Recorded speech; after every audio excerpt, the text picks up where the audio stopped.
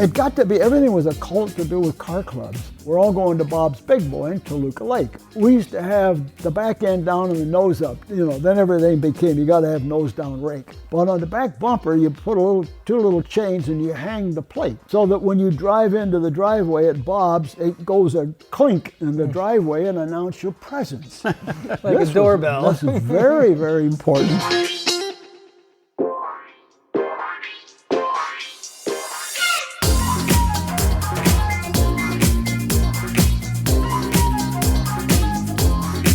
Hi, everybody. Welcome to Horsepower Heritage. I'm Maurice Merrick, and greetings to all of you listening from places like Stamford, Connecticut, Centennial, Colorado, San Clemente, California, Athens, Greece, Barcelona, Spain, and Stockholm, Sweden. Thanks for joining me once again, and this time I've got a very special episode for you. It's not often I get to sit down with a living legend, but my guest today definitely qualifies. And yes, I know that might sound cliche, and I try to avoid exaggeration, but what else do you say about a man whose career has been so remarkable for so long? You already know a lot about this gentleman, and you don't even realize it. Robert Henry Gurr was born and raised in Southern California and attended the Art Center in Pasadena to pursue a career in automotive design. Along the way, he became a hot rodder, he authored books on how to draw cars, and then he got hired by Ford Motor Company before he was 25. But being a car designer was not quite enough for Bob. And in 1955, he was hired by Walt Disney to design the cars on the Autopia ride at a new theme park called Disneyland. Maybe you've heard of it. In so doing, he became one of the original Disney Imagineers. Bob has said that if it has wheels and it's at Disneyland, he designed it. That includes the monorail and the antique cars of Main Street, USA. Bob later went on to design projects for Michael Jackson, Universal Studios, Treasure Island Casino in Las Vegas, and many other clients. And at 92 years of age, Bob is still going strong.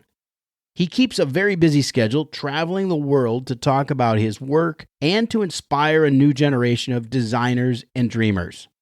So when I sat down with him recently, it was such a privilege to spend time with him. We recorded this one at the Old Crow Speed Shop, which is part clubhouse, part garage, and part museum, all created and owned by my pal Bobby Green. Bobby's been a guest on the show too, by the way, and those of you who are longtime listeners will remember that one. But I want to thank Bobby for hosting us for this one. And please give him a follow on Instagram at Old Crow Speed Shop. The full video version of this episode will also be released on YouTube shortly, so don't forget to subscribe to my channel. Lots of great videos for you over there. Before we get started, I want to ask you, please rate and review the show on your preferred podcast app. And become a patron. Go to buymeacoffee.com/HP Heritage, and you can contribute as little as $2 to support the show. You can make that a one-time gift or a monthly gift. That's buymeacoffee.com/HP Heritage. And there's a link in the show notes, and you can just click on that. All right, I've got stories from the legendary Bob Gurr. Everything from Porsche 550s to Rolls Royces and King Kong himself. And that's coming up right after this. This episode of Horsepower Heritage is sponsored by Model Citizen Diecast. No matter what's in your garage, you can fit all your automotive heroes on a shelf. And they've got you covered, whether it's 1/43rd scale, 1/18th scale, or even the ginormous 1/8 scale masterpieces from the Amalgam Collection. Go to modelcitizendiecast.com and get 10% off when you use the promo code HERITAGE at checkout. Limitations apply. From race cars to street cars and everything in between, it's Model Citizen Diecast, because your inner child still wants to play with cars.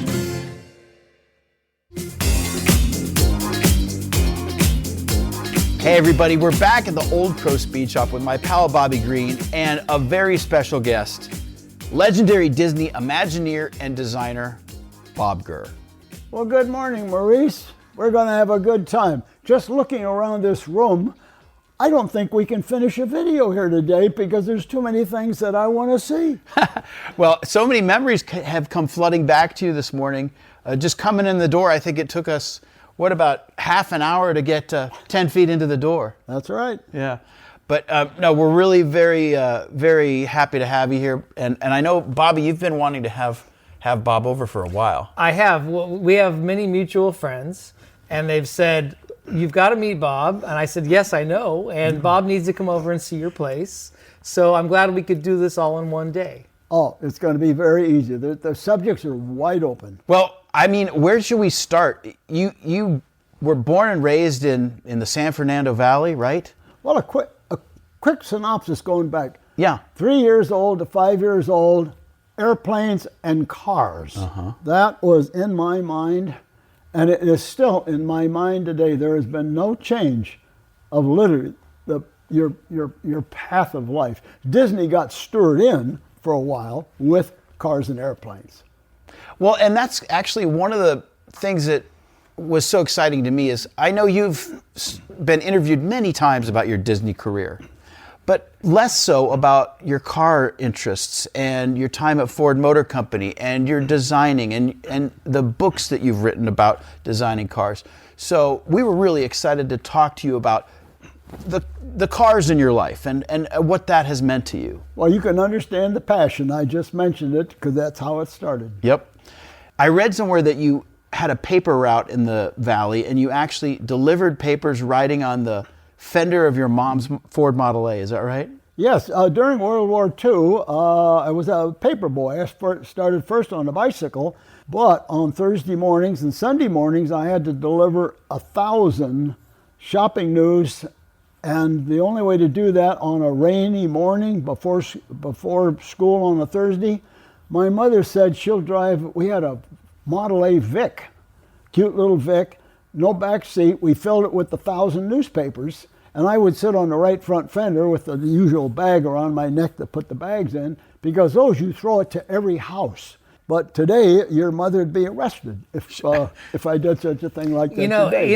It's funny you mentioned that because you're lucky you grew up in a time when there were very few laws. Lucky that you survived it, one, but two, lucky that you had that kind of freedom that, ride around on the front of a car. Well, the freedom was, we had a half acre in North Hollywood, and in those days there were literally no signals, very few stop signs, and sometimes my parents would go away for a few hours, and I knew where the keys to the car was when I'm 12 years old, so I went in the neighbor's orchard and taught myself how to shift a 3-speed crash box.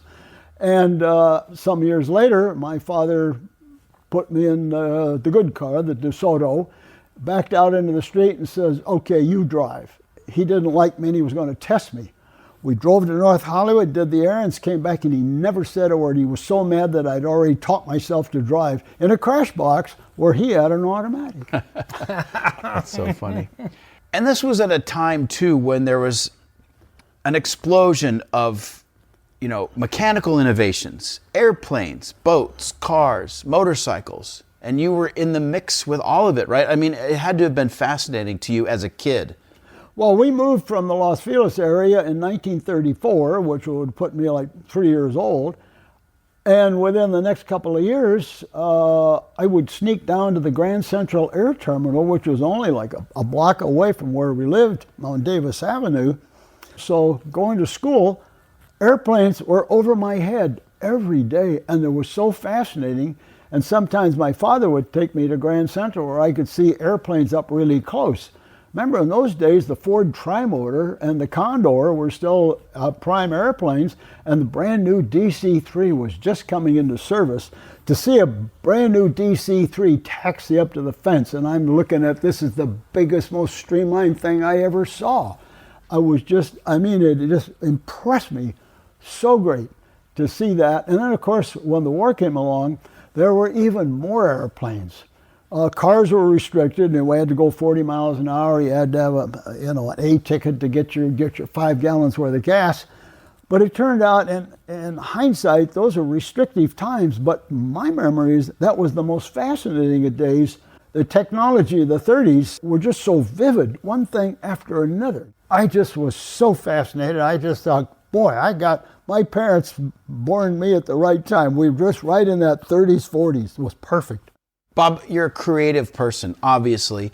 Were you good in school? A lot of creative kids are bored in school, and they're not necessarily very academically minded. I have no record of not wanting to make something that doesn't exist. And that meant, particularly in the third grade, in wartime, the paper was very precious. There was no paper to draw pictures on. So the little border lines on my test papers, math test paper, I would draw cars and airplanes up, down, or sides of it. And I irritated Miss Thornburg so badly, she talked to the principal of school and said I should be expelled. Wow. So the first notice was doing things my way would get me in trouble. The good part was I was sent to a military academy in Burbank right off the runway of Lockheed Air Terminal where they were building B-17s, Hudson bombers, and P-38s. So it turned out to be good, and the classes were half size. We were given solid assignments to do something, unlike a public school. So I began to see that doing things my way had payoffs to allow me to just draw stuff to my heart's content. And that led to Disney, drawing to my heart's content any kind of vehicle Walt Disney wanted. And I got to draw it my way. So how did you first meet Walt Disney? I received a call one day to go to the Disney studio. I had a regular day job. I just walked out of the office and went over to the studio. And Mr. Irvine, who was in charge of all Disneyland design at that time, took me out to the back lot where they had a little chassis of a car that had been a homemade thing with a little shop in Montrose, a guy by the name of Johnny Hartman, and they needed a body on it. And Ward Kimball and one other artist had recommended me because we were all in the same car club together, the Horses Carriage Club. And can I just mention, Bob, Ward Kimball was one of the 9 old men at Disney. He was like one of the legendary animators. Yes. Yeah. Walt was quoted to tell people, Ward Kimball is a genius. And what the definition of a genius is, they can do anything, but only what they want. That meant Walt understood that kind of a person, like some of the other 9 old men. Send them off in a direction, but don't tell them what to do. You have them there because they have a mind that can create stuff that Walt would never even think of. That's a very crucial way to work with people. But Ward was a good example of getting away with things like that. I was fascinated. I would go to his backyard. I never saw a yard that had railroad tracks starting at the street and going down the side of the house. He had a railroad in the backyard, and he and his steam trains, people, they just do it, what they call a steam up, and you drive it north a bit, you drive it back a bit, maybe 300 feet, just you're driving a steam train. And I was shocked how interesting people can be with something like old antique steam. But these are serious guys that played with machinery. And of course, Walt got stirred into the mix of that at Ward's backyard. And that was the inspiration for the Disneyland Railway, was it not? Yes, Walt had gone back into the 30s, roughly around 38, 39, never found a nice park to take his girls to, a little amusement park in the LA area. He knew most of the owners, the local places, and he just got to the idea, he says, well, if I can't find one to take my daughters on Daddy's Day, I'll make one myself. And that was the seed in the late 30s. All the way through World War II, the Korean War, it got delayed all the time. So by 1952, Walt had typed out on a couple of pieces of paper the attractions that he would like to have in his park. And of those was quite a list of things, one of which was a bump car, because amusement parks have to have, the kids are going to have bump cars. But he wanted one at the modern freeway. You're not supposed to bump, but they're going to bump anyway. In the list was also monorail. So these were the genesis of where he eventually wanted to go. So his task was to gather up people that could do all those things outside of cartoons, movies, and television. Mm-hmm. I mean, this was a giant leap into, an utterly crazy idea, but he found people crazy enough that would say, ooh, that sounds interesting enough, I'd like to do that. And that was where I wound up this was interesting. I'd love to do this. And you had graduated from the Art Center. Yes, I had previously graduated from Art Center School, which now it's called Art Center College of Design. It's in Pasadena, with my heart set on being a car designer. I really wanted to be an aircraft engineer, but my math was so bad that I was not accepted into the Curtiss Wright Technical Institute at the Grand Central Airport. Well, cars don't need mathematics. Okay, I'm going to do car bodies. So I wound up taking all the courses at Art Center, and a month or so before graduation, I was selected by General Motors to go to Detroit. Long story short, I got snookered into the Ford Motor Company in that course of meeting General Motors. But I was at Ford long enough to be hired away by George Walker Industrial Design, and then of course a year and a day later, being born in California, I said Detroit is a dead end. I wasted all my time in college to design car bodies, and I came back to California, goofed off for a year and a half, and a phone call, go to the Disney studio. I'm looking at a bare chassis, it needs a body. Oh, I can do that. And in the meantime, Bob, you wrote a book about car design. Yes. And fully illustrated. Yeah. Many of the designs in the book came from your days at Art Center, right? A lot of the sketches. Yes. When you look at those sketches, the jet age influence on, conceptual car design is so strong. Yes. Luckily, in hindsight, looking back to what we would say mid-50s modern in a way, the future is great, the war is over, everything's going to just be absolutely grand. There was a period there that affected furniture, architecture, and particularly cars. We look today at, let's say, the peak of depravity, a 58 Olds 98 with slathered chrome and tasteless things everywhere. But not very long after that, we had a Pontiac Grand Prix 61. But just before that, we had a 55, 56 Chevy. And a 57 particularly. That was such a peak of really being good that was followed by this peak of disastrous 1958s for most of the car companies, level it out into the 60s. And I look back now kind of a wistful that we got away with drawing anything because it was sexy looking. I mean, it was hot looking stuff. Today we have federalized white refrigerators called BMWs scattered all over the world. Not the world I thought we would get to, but that's the world we have today. But that mid-50s, that is the era that all the designers were just enthralled. And when you were at Art Center, you were designing for the 2000s, or what you thought would be the 2000s. And then when you got hired by Walt and you designed the Autopia cars, that was looking forward to the 1980s, right? I didn't pick a specific year. I just knew that, number one, with the first Autopia car, which we call the Mark I, you probably have seen photographs of a little maroon car. That was a Walt special. I made that just for Walt. It had little Pontiac bumper bars for bumpers on the car. I designed spun wheel caps, made a little bronze knockoffs for it, because we had a chance to do a show car along with as part of the 40 production cars. And I wanted to make the best looking, best proportioned small bump car that you would ever see in amusement parks. They were classic, they were just dumpy and silly looking stuff, but Walt wanted a car and it was for Tomorrowland, so I wanted to have the best possible proportioned car, surface development just right, so that you could have an adult in the cockpit, and at the same time, a medium-sized child would look perfectly fit in the car, and a little one, scooch up a little bit and still try to drive the car. We went through the Mark I, 2, 3, 4, 5, 6, 7, the Mark 7 car, which was designed in 1968.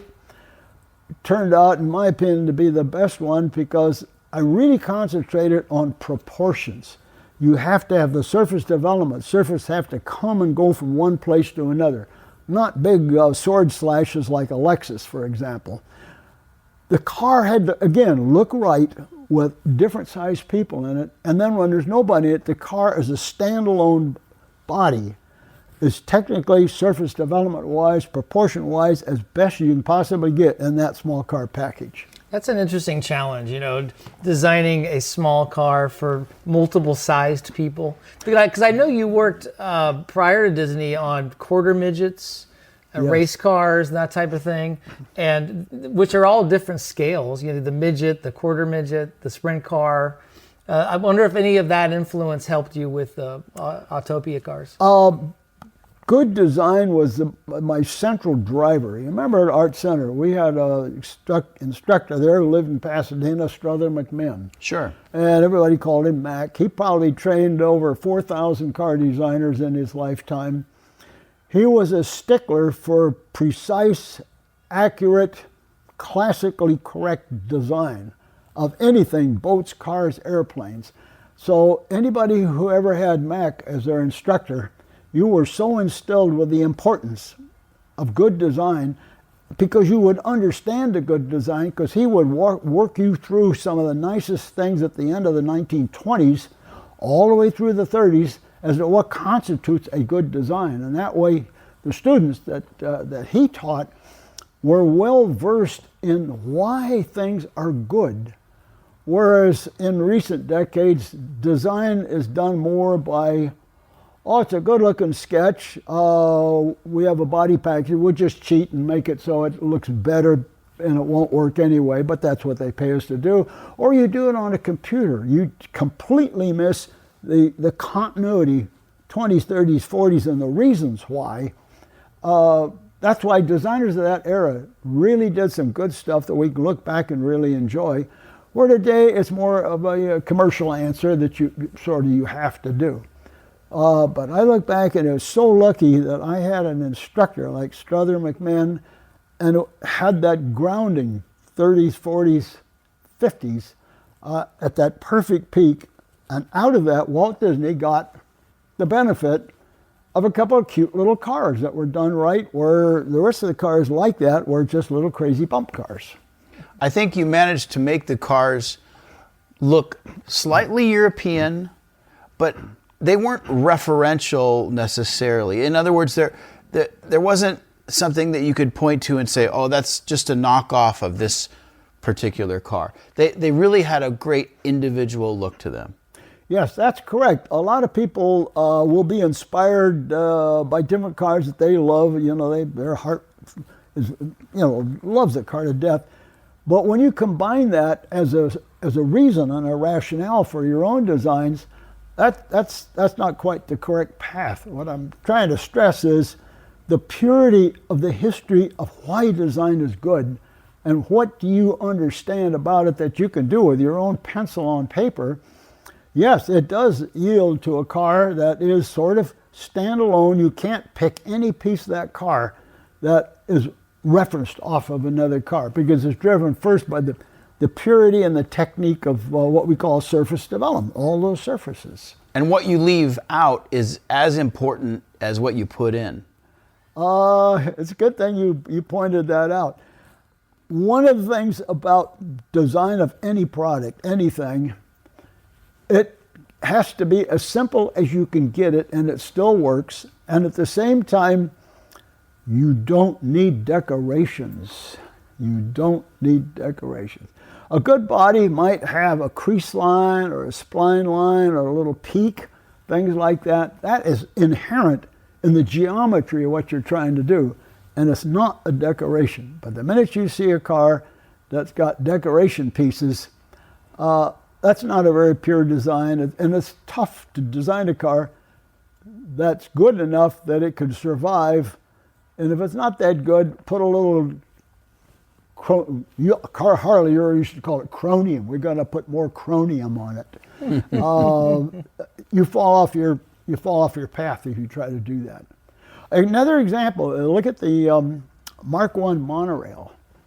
In that case, Walt, after designing some vehicles up to that time in 1959, he wanted to have that monorail. And he had seen a German company, and the train was, yes, it worked, but it's not very attractive. And Walt showed me the drawings of the photographs of this German train. And he says, we're going to do business with them, but I don't like the looks of that train. I want you to get started on ours right away. And then he walked out of the room. Stop and think. He literally put me in a position, a white piece of paper and a pencil. That's the position you want to be in as a designer. No instruction. He did this with a lot of people. Yeah. He trusted you to use your judgment and take off. And he could monitor as time went on, of course. But within only a matter of about 2 days, I saw what I had to do with a monorail train, because basically you got a beamway and you got a rectangle with a slot in the bottom sitting on it. It looks like a loaf of bread on a stick. Not graceful at all. I have to hide that slot relationship to the beam. Oh, I love Buck Rogers in 38, 39. You got this pointed rocket ship. And you remember there was a clever thing. That little rocket ship with Dr. Zarkov sitting there behind the bubble and the thing, it had little fins like a sled. And you remember the body came around like that and it flared out a little bit, and these things flared back because this thing was supposed to land on planets, like a little sled. And I thought, that combination of the pointy front and the flared out fins as a sled runner hides the fact that it's still a slot in the bottom on a stick. So your eye does not see that slot and the relationships to the beamway. It only sees that dramatic shape. The other feature of the monorail design, if you look at it very carefully, it's 100% geometry. Pure, simple geometry, not anything styled. Whole new shape. And it was an answer for that beamway. And of course, we've had different monorails since that still have that same fin, so that you don't see the slot in the bottom. But the later ones, like the Mark IV for Walt Disney World, I was so enamored by a Learjet. You know, that windshield and the white flush riveted. I told Disney, I says, we're going to have flush rivets, and we're going to have a one-piece wraparound windshield like a Learjet. Okay, Bobby, well, we'll do it. Now, and Bob, up till this time, America had no monorail. No. Right. Good point. Yeah. And you had mentioned Buck Rogers as an influence, Yeah. and I know that you owned a Salisbury scooter in 1947, right? Which has a very Buck Rogers look to it. Yes, right after World War II, if you would look at motorcycles at the time, which, we had Harleys and we had Indians and Hendersons. And then, of course, we had British ones and eventually Japanese ones. But in that whole mix, you had a company like, I think it was influence of North American with their Navion, and there was Salisbury, which made automatic transmissions. They do that, they might as well make a scooter to fit the automatic parts that they make for customers. And it was a completely original, sort of Jetson-styled, crazy-looking thing. The motorcycle people just sneered at me so bad driving that red Salisbury, but it was fast, sleek, simple, difference. Brake pedal, gas pedal, nothing on the handlebars, soft ride, and fast as all get out compared to modern cars at the time. So yes, a Salisbury was definitely my scooter. They did look like sort of a little rocket scooter. Yeah. You can imagine it with a rocket motor on it. Right. Remember, Like it was fly to the moon. It was a very simple set of shapes, not at all motorcycle-like, compared to other scooters at the time, like Powell's and some of the other ones, like a Cushman. This was actually designed to look good, and it looked good going down the road. Yeah, the Cushmans are sort of like a refrigerator turned on its side with handlebars. Yeah, sort of, yes. But the funny thing was, it functioned very, very well in some cases. It could proceed up a muddy path further up the road than contemporary motorcycles at the time that weren't rigged up deliberately as like a hill climb car. So it vindicated itself as it had superior performance, besides the fact that it looked like a rocket ship. The Salisbury, yeah. Yeah, the Salisbury, right. Mm-hmm. And at what point, I'm really curious, because as a person who's been in car clubs for many, many years, I know you were in a car club. Several of them, yes. Yeah. Tell me a bit about how that got started, what age you were when you got into car clubs. Around 1950, I became aware of the Horses Carriage Club because it was the most prominent, very well known. That was followed a few years later by the Four Cylinder Club of America, which is based in Glendale, California. And then, of course, as sports car racing started really get going, or also around 1950, 51, 52, the Sports Car Club of America was formed primarily in the East, and then there was a car club we called the California Sports Car Club, which was kind of a Western thing. And of course, it was very obvious I wanted to go to the races, but the cheapest way to go to the races, we're poor students, remember, volunteer to help. And one of the things that sports car races had to do, a day or two before the races, they had to have them scrutineered. And of course, they would get a car dealer on Sunset Boulevard to volunteer the garage at night, and everybody bring their Ferraris and MGs and whatever in, and they would scrutineer the cars. And then some of the art center guys like myself, we'd go up and hang around and say, we can help do things. Oh, well, we have to put numbers on the cars. Oh, well, we have paintbrushes and white paint. Do you want to do that for us? So we wormed our way in by painting the numbers on the side of the cars. That way the driver didn't have to do anything. It's a free number. But we get a free box lunch and a free entrance to the race. So that's the way we did. And then, of course, on one club, I was a turn marshal. And where a turn marshal, that's the person in charge of that turn. He has two flagmen, and then you have radio communications. If something happens that might be bad, you handle what's going to happen on that corner. Another one for Cal Club, Mobile Gas would give you free gasoline in your race car, not in your gas can. Right. The way that's controlled, they had a punch. And they gave me the punch, and everybody had a ticket on a race car, not a passenger car. And I was in charge of not having Mobile Gas put gas in somebody's can, because I was now in charge. Mobile was happy, the club was happy, and the drivers were very irritated. They said, I can't get the car to move. I got to have a can of gas and go to the car. No, you push the car down here, and we'll put the gas in. I'll punch your ticket. So this was a great era. It went for a number of years, and that blended into being a judge at a Concours d'Elegance. And at this time, there's all these European sports cars that are coming to the United States, which are very different from what we had domestically. Yes. So you got an opportunity to see some very interesting stuff, Maseratis and Porsches and Austin Healey's and so forth. Yes, reading Road and Track magazine, starting with the first issue, in fact, in the 40s, I began to see that, there's cars that are really neat that I did not know anything about. And within a few years of seeing some of the foreign cars that were new production, also older cars, they're really interesting, it now showed me that, a couple of goofy cars I've seen in World War II hanging around here in North Hollywood, I know that's just not an old junk car. That's interesting. There was a guy on my paper route with a Mercedes 540K Roadster. Wow. And he's a goofy old guy. I didn't realize what a car that was.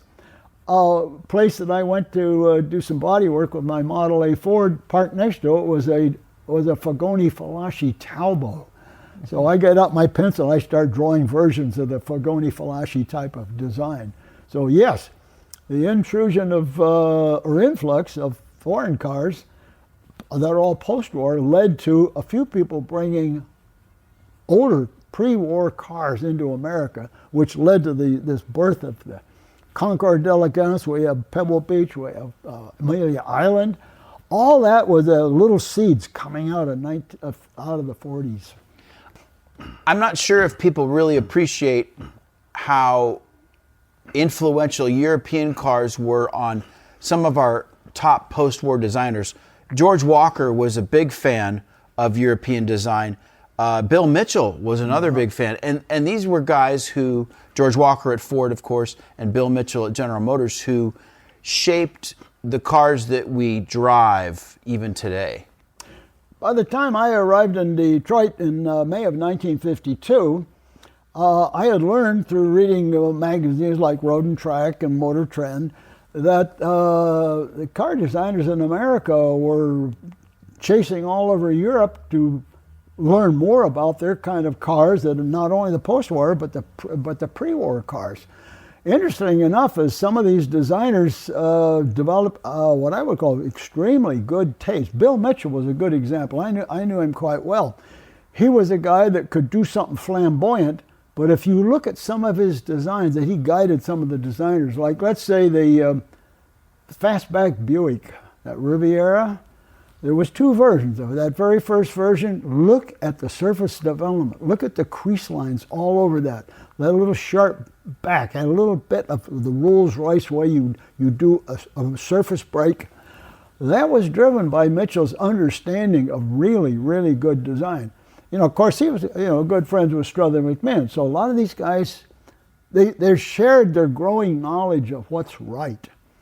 Unfortunately, somewhere along the line, there weren't enough good Detroit designers that kept that level of taste and forced a good-looking design into product management. Mm-hmm. That was always the bugaboo, was you had product management people who had all these criteria that were driven from marketing, that the car had to have a set of features, whether you wanted them or not, but the designer almost always did not want any of those features.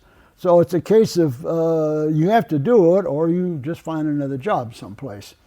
But once in a while, a good-looking car will escape for a few years and actually get out into production. It's a small handful. Most of the judges today at a Concours, they know what they are and why they're that way. The other thing, Bob, is that late in their careers, guys like Bill Mitchell, you mentioned the boat tail Riviera, and also Virgil Exner and others, late in their careers, they showed a lot of the nostalgia for their youth in their car designs. They were looking back to cars like the Duesenberg or Murphy-bodied Packards, the Cord, things like that. So you'll see what we call the classics, the full classics. You'll see little design cues in cars from the 70s. I mean, Lincolns and Buicks and so forth. Yes, this is completely true. That's why I was talking earlier about good design accidentally escaped out into production. Because I believe the power of some of these designers, at the vice presidential level, to say, this is important. We have a clay model here we really, really like, and we don't want to mess it up too much. Would you go along with this? That's what it takes for production engineering to agree with what you want to do. Because occasionally, sometimes, the production team that's going to do tooling for pressing sheet metal, you have a lot of limitations to do with how much stress, how much wrinkle you might happen, and they try to talk the designers into softening stuff, taking some of the spline lines out, which guarantees that you can actually produce that by tens of thousands reliably. Right. But a good designer will understand right away the production process and where the limits are. And if they're really good, they will deliberately make a design that's pure and simple, knowing that the guys that have to make the dies and have to get the dies to work are not having a hard time with the details on some of the metal. That's a very fine line, but if they cooperate, now you have something good. And that brings up the subject of engineering. Of course, you're not an engineer, but Walt treated you as if you were. And I read a quote that you said that if it has wheels at Disneyland, you were involved in the design. Yeah, that's how people describe, but what did Bob do? Oh, well, if it had wheels, I probably designed. That's very, very close.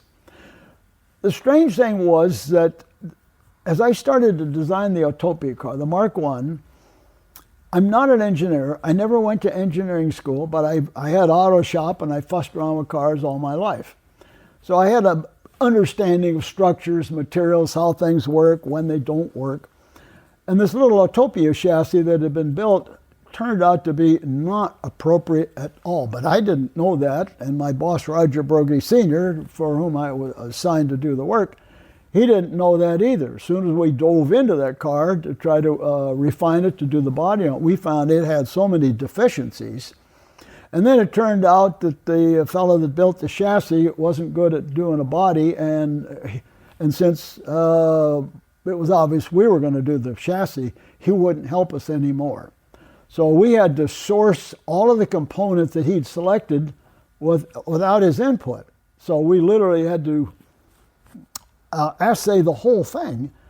And during that time, I was learning so much every day that I didn't know to get a group of cars, there'd be 40 of them, that would be ready for production by April. And I only started this end of October of 1954 going into 55. That kept leading to additional vehicles, like the antique cars on Main Street. Well, sure, we'll just design a car from scratch. And there's a car that doesn't need any styling. It's a bunch of folded sheet metal on a ladder frame with a bunch of hot rod type of parts in it. Well, that led to a double-deck omnibus. Oh, well, that's easy. I'll just buy a beer truck chassis and construct a body on top of a beer truck chassis, because I needed a drop frame. And of course, that leads to, oh, Walt wants an excursion train to replace the passenger train. Oh, and my boss says, oh, Bobby, you make a train, make it look wood, but make it out of steel. Oh, here's some railroad component parts and catalog, help yourself.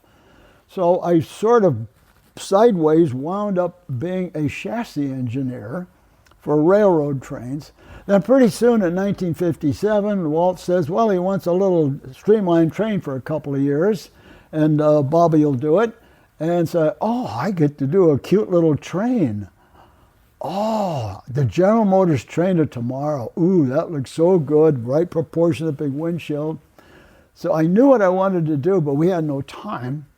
I went to a junkyard and bought a 54 Oldsmobile A-body four-door, because I got the wraparound windshield, I got the doors, and that is the hardest part to do on a vehicle. Now I had the cab with the wraparound windshield, and I had a race car guy do build the sheet metal front end, getting Cal Metal Shaping downtown to roll out the metal for it, because that's where all the race car bodies are built anyway, and then build a train that goes on behind that.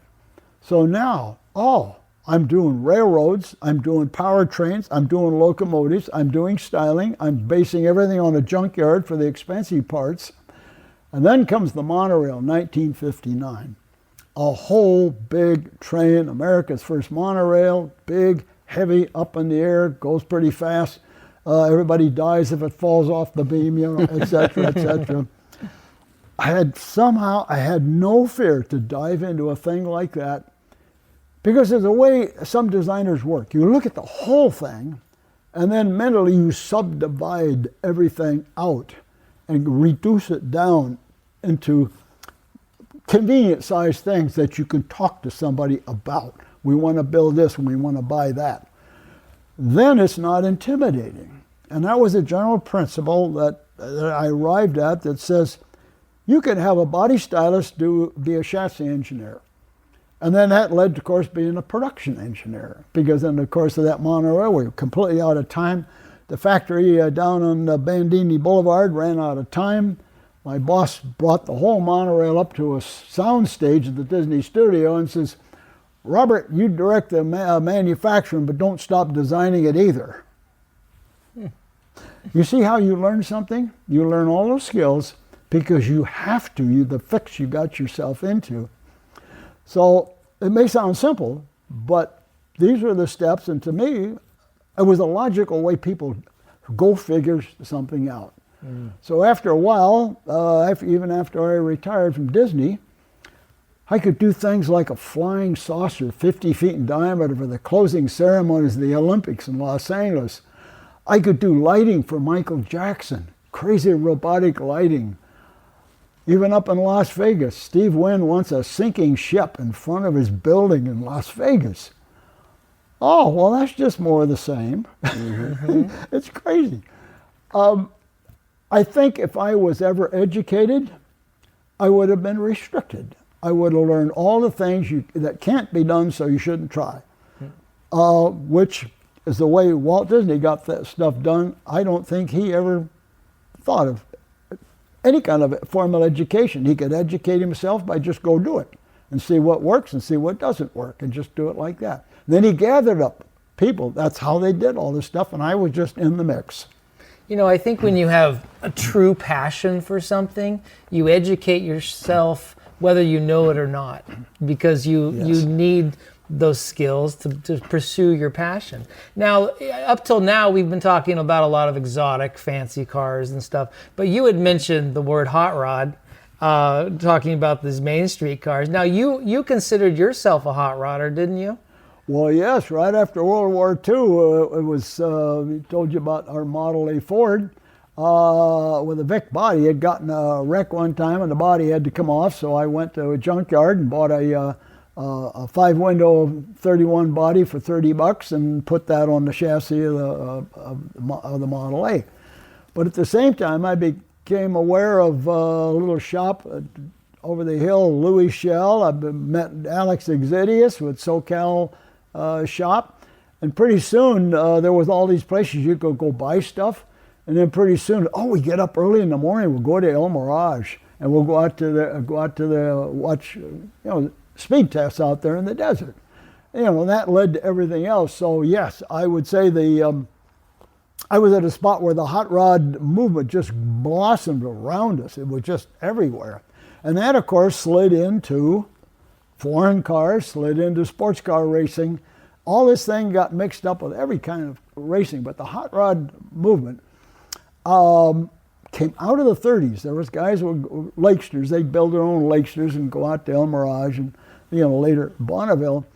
But all the suppliers that would tool up and make parts for everybody that would fit basically any Ford chassis, any early Ford body, 31, 32s, it just blossomed all around the Los Angeles area. It would just. And you were in a car club, right, called the Barn Burners? No, Road Burners. Road Burners. Yeah.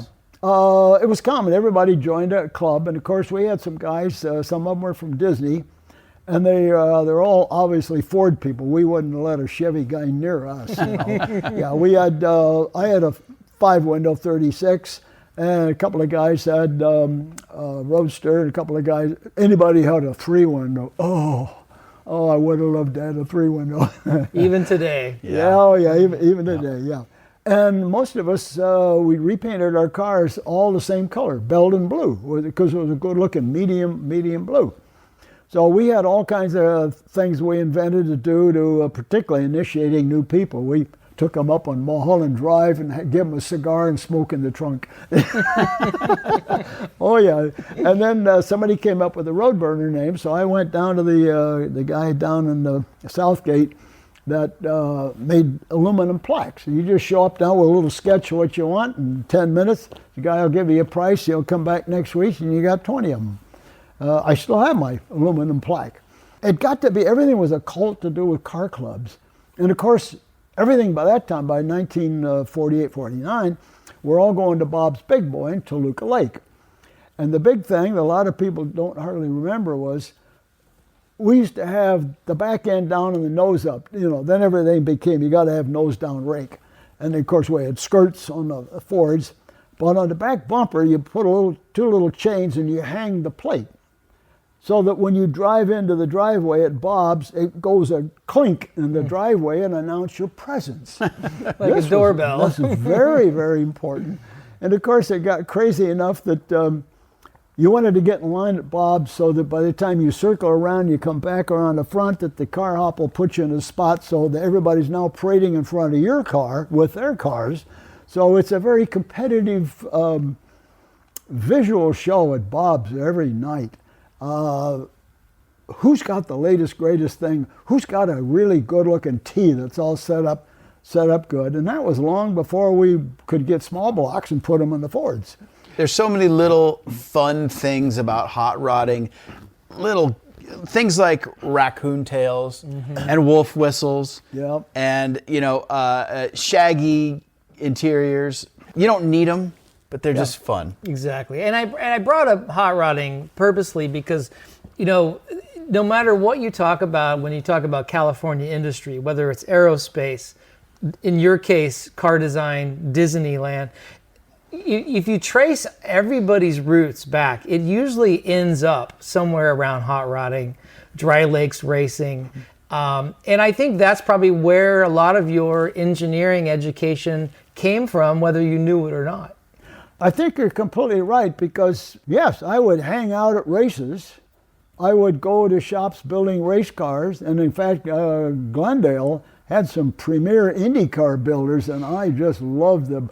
February, March, April, going over to a shop and watching race cars get built.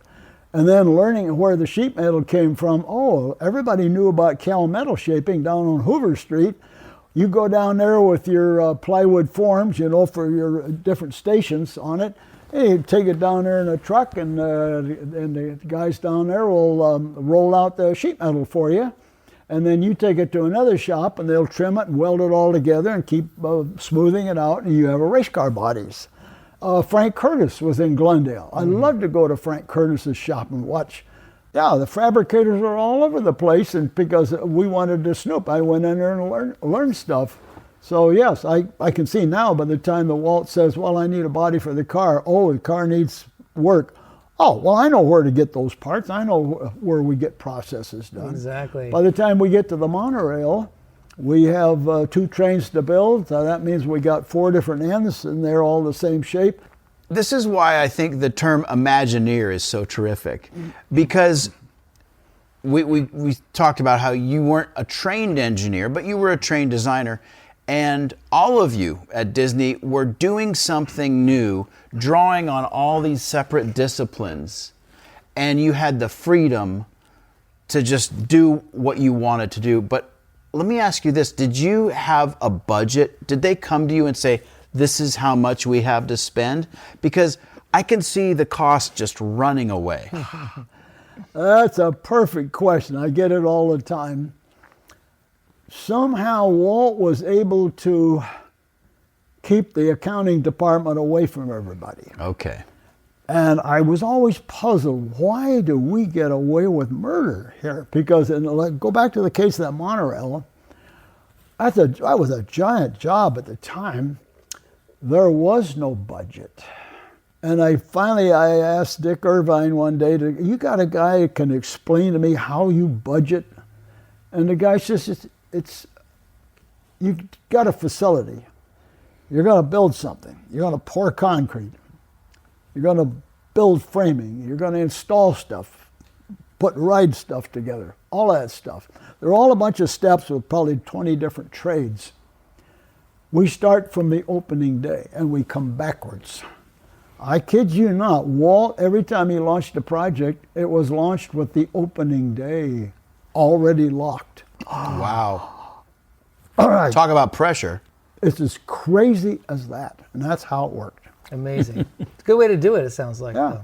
Now, Bob, in 1952, you wrote a book, How to Draw Cars of Tomorrow. Was this your first book you'd written? Yes, it was. That came about with post-publication, so it was publishing little small books to do with automotive history. And they wanted to do a book on getting students to learn how to actually draw cars, because there wasn't any publications that would teach you how to draw a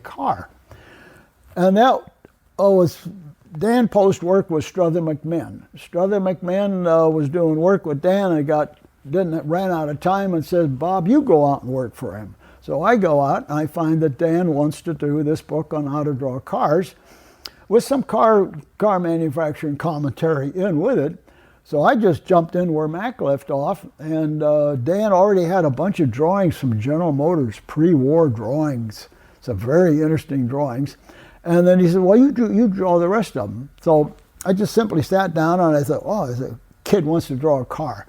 Well, first we're going to understand light. What does light do to a shape? So I laid the book out in such a manner that, some high school kid with a pencil and paper could say, oh, I want to draw a car, but I need to know some things about light, shape, proportion, perspective, all those kind of things. So we worked through that.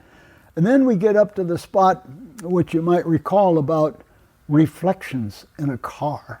Here's something most people absolutely do not even understand. You look at a car, assumed a shiny car before we have these gray BMWs all over the place.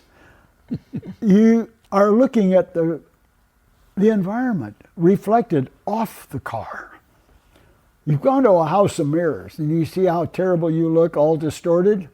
A car will be a house of mirrors when the surface development is wrong. And you will reflect the environment and it just looks terrible. Some cars are full of warps. The BZ4X is a Toyota that's contemporary. It absolutely rapes the environment in its reflections. It's just terrible. So I wanted the kids to understand how the environment reflects from the ground light reflection, the horizontal, horizon, trees and mountains and buildings, and how it comes to the sky and the sun. Now you can draw your shape. Now you can do something with a pencil and paper that says, oh, the reflections, I see why it reflects like it does, and then they can suddenly dawn on them, oh, the shape of the car is more important than how I'm going to draw it. I need to know what the light is going to do. And that goes to the technique called surface development, which you could predict, with the art center training. You do lines that you look in top view, front view, side view with sections, and then you have a little tangency at 20 degrees, 30 degrees, 45 degrees, and then you trace those lines as your shape moves around, and you'll find that you are designing a warp, which you don't want to do. And you know how to correct the warp because you do these little lines in this progressive manner that predicts how the reflections will work on that surface development. It's not mysterious at all. But once you understand it, in this little book, you could draw a car that even though it's sloppy, the car will look very believable when you show it to your buddies. What a groundbreaking book that must have been. I got to imagine you've met designers over the years that have come up to you and said, your book changed everything. Today, I can go to a Disney event and I have people show up with those books of that era. There's three of them that I worked on. One book about custom cars, how to customize your car. Two versions of the, how to draw. How to draw. And some of them are pristine, like they've never been used. I got to find a copy. Yeah, they're hard to find, but I can assure you, I probably do a dozen a year now. I bet. Of any of those three books. And the first book came out in 52, and then it was updated in 55. Yes, right? Correct. Yeah. And I noticed that, like I said, some of them are your drawings from Art Center. As you say, some of them were from General Motors. But there's even some wedgie shapes in the book, aren't there? Which was really kind of like 20 to 25 years ahead of its time. Yeah. Going back to what I said earlier, designers in that era, we just got away with bloody murder, just making shapes that you couldn't build, you couldn't use it, but ooh, it was so cool looking at the time. So some of the pictures in the book are just like that. And looking at your career, you're a man who's never really stayed in one place, which might sound funny because you were at Disney for 30 years. But what I mean by that is the things that you designed, you tended not to repeat yourself, which is a really interesting trick for any designer because many designers get into a rut, I think. Yeah. And they get pigeonholed and their career goes down this narrow trough maybe. But you didn't have that problem. You know why it works? Everything I did was completely different and mostly it had never been done. Can you imagine being asked, approached by Walt Disney, approached by other entrepreneurs? They have a dream, they have an idea. But I think, as a creative person, that's probably the most ultimate way to live. Every creative person's dream, something new all the time, and then having to figure out the engineering and have a sense of basic physics to make that thing a reality. Yes, I'll give you a simple example of that. The company I was doing some work for a number of years had a contract to design a 30-foot tall animated gorilla for Universal Studios. And the people that were designing and building the tool for the plastic motion work on the head, when they tried it, absolutely did not work. So we had a day of complete failure and complete stall, but Universal said, well, we'll wait, and why don't you try it again? So I thought, okay, I'll try this. Let's shift it around and say we're going to make the lips of a gorilla out of materials we're going to play with our hands every day, and we're going to let the materials tell us what it can do and cannot do. 100% free, open mind. We had a lady from costume, a guy from the shop making metal parts, a guy's going to make plastic tooling, another guy's going to do sculpting, and I'll be the guy drawing the pictures. Forget everything you've ever been trained in and try to find a pure, neutral starting path at anything, whether it's medical, legal, or whatever. It's just a way of thinking. Spoken like a true hot rodder. Yeah. Yeah, because again, it would help. I had knowledge of industrial parts and truck parts, things like that. Yeah. I mean, we've all rated the parts bin, right? You have Yes. to. And and that was a true trial and error process that you went through. That's how we did stuff. And it's like hot rodder stuff of source of supply for what you're building. Pays to be a friendly guy. Yes, yeah. By the way, Bob, do you know who coined the term Imagineer?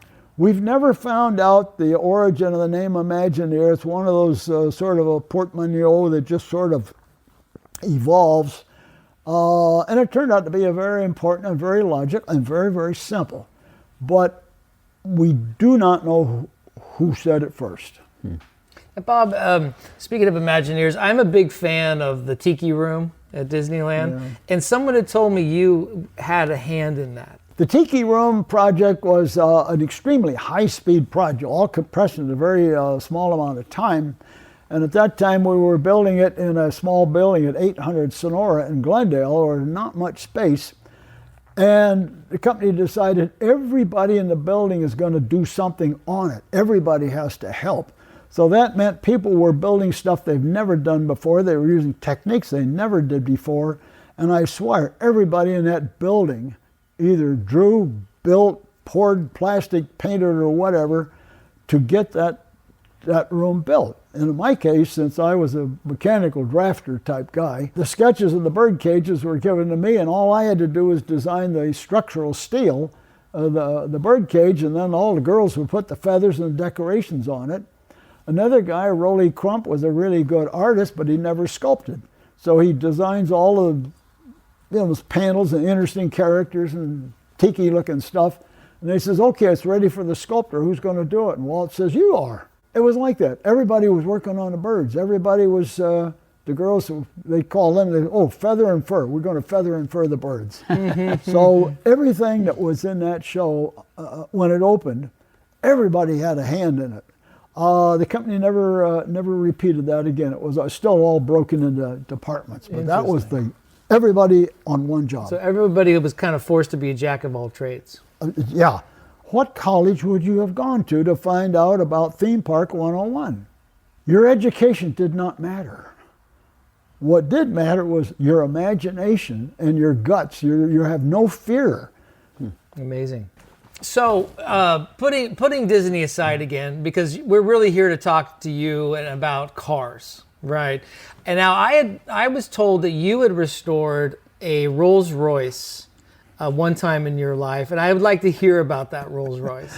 Well, obviously being a car guy, and of course wound up with enough money I could go buy cars that I really, really liked. And one of them, of course, was a Rolls Royce Silver Dawn, in fact, the fourth from the last one ever built. And had 134,000 miles on it.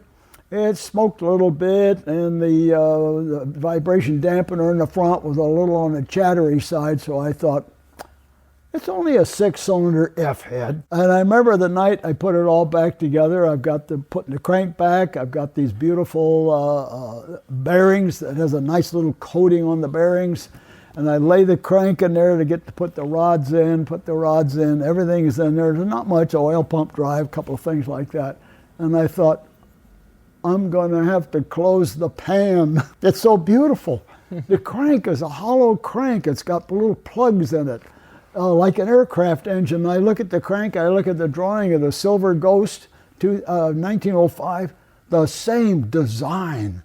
You demystified the Rolls Royce. Yeah, I didn't let the name of the car influence me. It's only a bag of parts, just a bunch of stuff, like everybody else.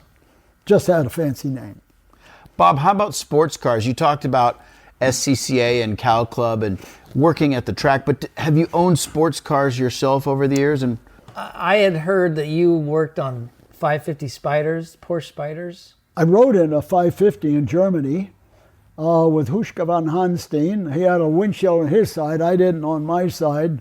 We're going like 130 or so down the Autobahn. You know, it's like, oh, I'm in a 550. Oh my God. You know, because it's such a good sounding car, good looking car, still is.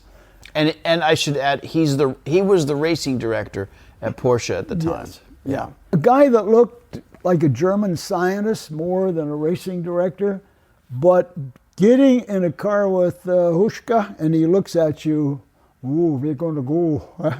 And he has that look with his glasses and a little mustache. Oh, just flat out in every gear all the way up to how fast the car would go.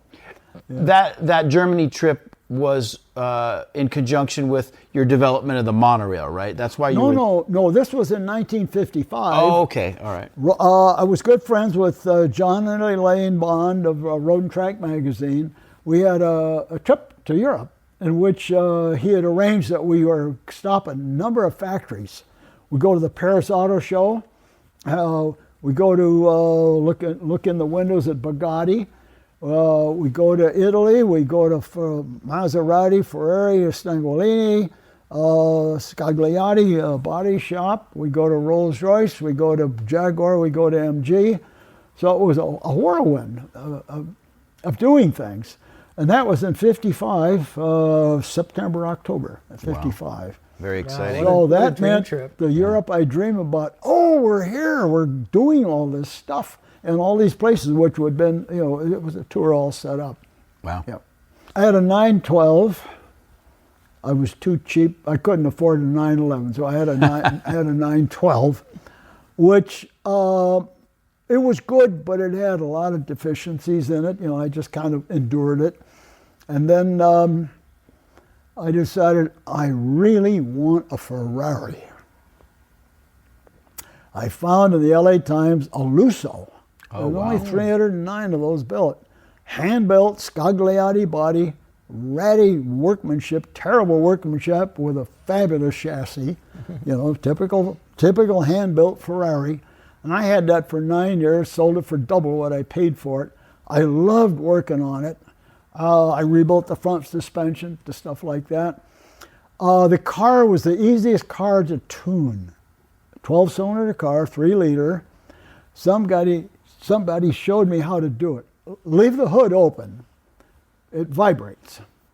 You got 3 double-choke Webers. You got 2 Morelli Magnetos. Keep using your little sensor on top of the carburetor. Go ahead and balance those. And then very slowly, with the engine nice and warm, tune and set everything so the hood shake is minimal. You've tuned the car. A Ferrari was like that. It never gave me a lick of trouble. It was a car that you had the windows down and looked for tunnels. So that you could accelerate past 3,400 RPM, which is the brake mean effective pressure, which it sounded absolutely the best. So that car was just, you gotta have one Ferrari. I bet it sounded great blasting through the McClure tunnel onto PCH. Oh, all the tunnels in this area here. What a wonderful life you've led, and then I saw a Citroen Maserati SM at the LA Auto Show. That's right. I forgot you had an SM. There was a dark brown one on the platform. I crawled up on it and opened the door to look inside it. I just drooled over that car. Amazing looking car, but how about driving it? Did it meet expectations? The car was so practical and weird all at the same time. You got to remember, most people would not like the steering or the braking in the car because the brake was no pedal. There was a bump on the floor, a little knob. Right. And it did not move. Right. All you did was modulate pressure. So you're just doing, leg is not moving. You're just changing the pressure. That's the braking. It almost looks like a priming bulb or something It is. like that. Yeah. The other thing about the steering, it had a heart-shaped cam, a self-centering cam that was quite vicious. In other words, you have a little roller cam that goes into the valley. That's a pretty strong self-center. The reason for that was the steering ratio was viciously rapid. I mean, it was strictly Formula One car. Several times it literally saved itself because somebody that suddenly pulled out of a driveway in front of me, and I could go bang, bang, like that. And that car was very stable. Boy, you could go down highways that were really terrible at high speed, and it floated. It just floated. And also, I have to say, you mentioned earlier, a well-designed car will reflect the environment very nicely, and the SM is exactly that kind of car. The surface development had a gorgeous flow. The whole side flank, that car was like one simple statement with one spline line, and they had the little kick up by the rear window, which looked really, really cool. Today we call that, the shark fin. But that was the original version of it.